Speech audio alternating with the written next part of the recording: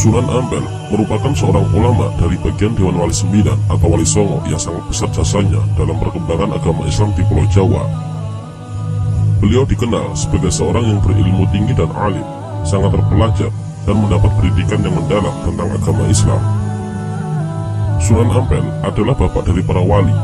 Dari tangannya lahir para pendakwa Islam kelas 1 di bumi tanah Jawa seperti Sunan Giri, Sunan Bonang, Sunan Derajat, Raden Patah, dan lain-lain.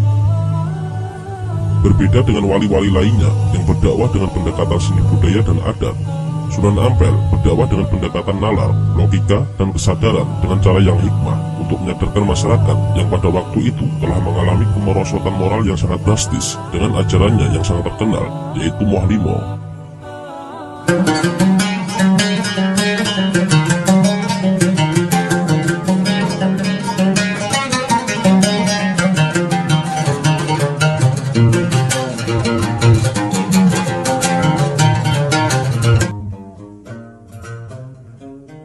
Sunan Ampel lahir pada tahun 1401 Masehi di Champa, yaitu sebuah kerajaan Islam di Kamboja dan saat ini merupakan bagian dari negara Vietnam.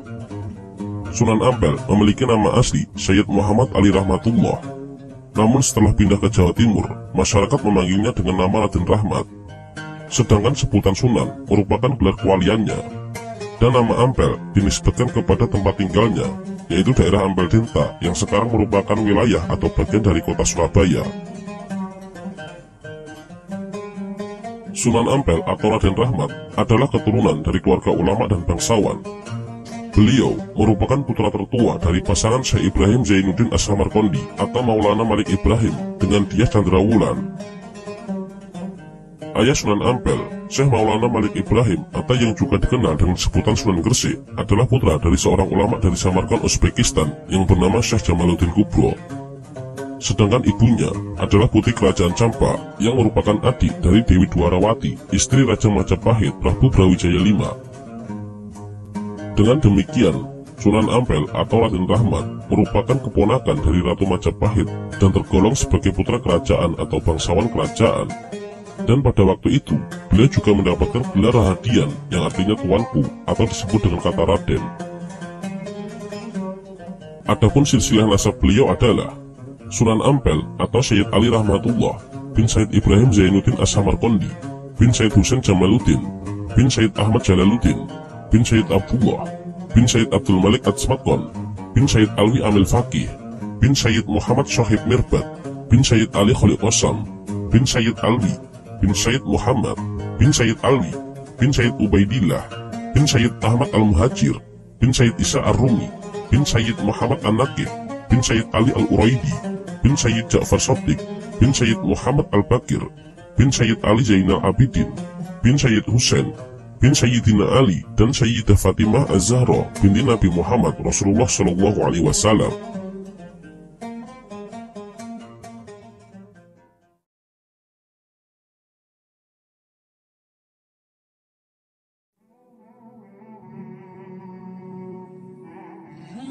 Beberapa versi menyatakan bahwa Sunan Ampel masuk ke Pulau Jawa pada tahun 1443 Masehi bersama dengan adiknya yang bernama Syed Ali Murtado. Dalam perjalanannya ke Nusantara, sebelum sampai ke Jawa, beliau singgah di Palembang dan menetap di sana selama 3 tahun, sekaligus untuk menyebarkan agama Islam di wilayah tersebut. Dalam dakwahnya tersebut, beliau berhasil mengislamkan Adipati Palembang yang bernama Arya Damar. Setelah 3 tahun di Palembang, Sunan Ampel melanjutkan perjalanannya hingga berlabuh di Tuban, atau ada yang mengatakan berlabuh di Gresik.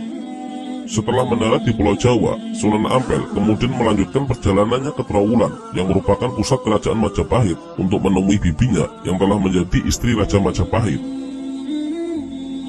Pada waktu itu, kerajaan Majapahit yang sudah ditinggal oleh Mahapati Gajah Mada dan Prabu Hayam Wuruk telah mengalami kemunduran yang sangat drastis.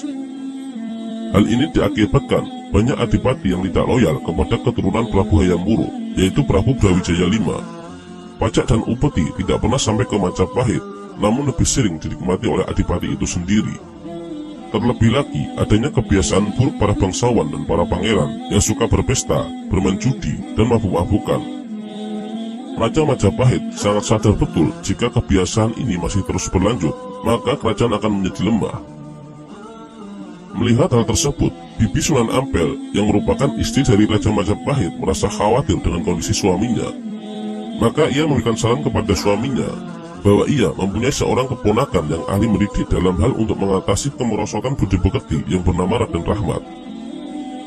Kedatangan Raden Rahmat atau Sunan Ampel disambut gembira oleh bibinya dan Sang Prabu Brawijaya.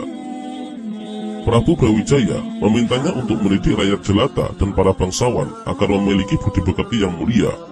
Dan saat itu pula, beliau menyanggupi permintaan dari Raja Majapahit tersebut.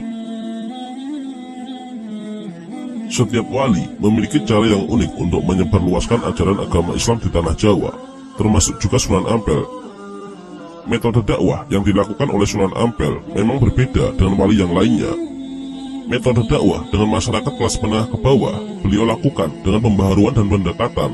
Sedangkan ketika menghadapi orang-orang yang cerdik cendekia, beliau menggunakan pendekatan intelektual dan penalaran logis. Beberapa wali lainnya rata-rata menggunakan metode dakwah dengan menggunakan pendekatan seni dan budaya sebagai media dakwahnya. Namun, Sunan Ampel lebih memilih menggunakan pendekatan intelektual dengan memberikan pemahaman wacana intelektual dan diskusi cerdas serta kritis yang dapat diterima oleh akal manusia. Pada dasarnya, seni budaya sebagai media dakwah alternatif memang tidak bisa untuk dibantah dan dilupakan. Karena sejarah juga membuktikan bahwa pendekatan kultur budaya yang dilakukan oleh Sunan Kalijogo berhasil membuat ketertarikan tersendiri bagi masyarakat. Namun, pendekatan kultur budaya dinilai kurang relevan pada kalangan masyarakat menengah ke atas. Pendekatan intelektual untuk masyarakat kelas atas dinilai sangat relevan dengan menggunakan jalur yang ditempuh oleh Sunan Ampel dengan tetap independen dan konsisten dengan posisinya sebagai seorang ulama.